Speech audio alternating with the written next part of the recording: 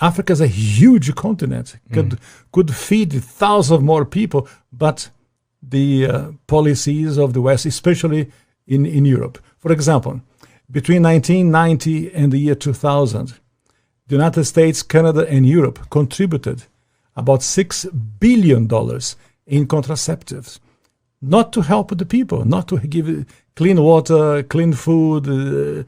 That is not to fight malaria, for example. No, of course, perish the thought, never. Yeah. Let them die. That's the whole idea. So in our work in HLI, we denounced this reality to make the Africans aware that they have to defend themselves against the influence of foreign powers. Is it just the United States, or do you believe that China is also playing a role in jockeying for the resources of Africa? China is playing a major role because China is buying property in Africa. For example, in Mozambique, which is a Portuguese-speaking language country, when Portugal was in charge of Mozambique, they used to export rice. Now they are importing rice from China because they cannot produce. The socialism has wrecked the production of rice. And the Chinese come and buy farms. So about almost a third of Mozambique belongs to China.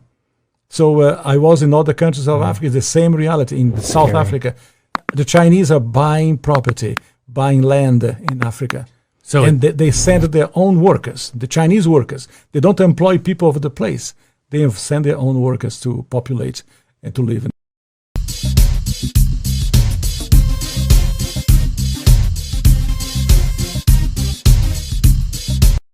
Was involved with the government. And it explicitly states, which to this day, it remains the official policy of the American government. It has not changed. May not be implemented by Trump, but it remains the same. That the purpose of the foreign policy in Africa was to reduce the population.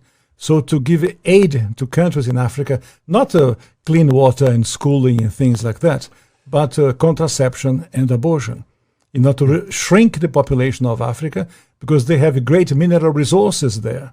That sounds diabolical. It is, yes. That sounds like something conceived in the mind of Margaret Sanger. Yeah, definitely.